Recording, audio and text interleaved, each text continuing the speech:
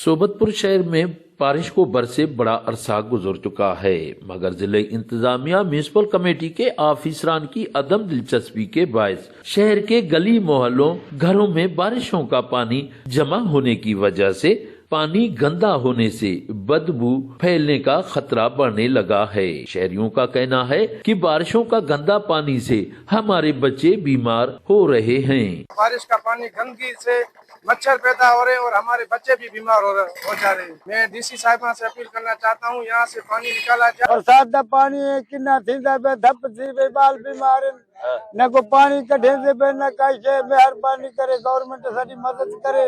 यो डेठा में सर मी दा पानी ये सजा लुड़ गए हुई था डेठा पे सा लुड़े बच्चे भी साडी दर पधारे नहीं आले सही असा गरीब मिस्किन तीमार नहीं पानी निकल मने असा बच्चे मन के। शहरियों ने सूबाई हुकूमत जिले इंतजामिया से मुतालबा किया है कि हमारे घरों गली मोहल्लों से बरसात का गंदा पानी जल्द निकालने के लिए इकदामात करके हमें परेशानी से बचाया जाए।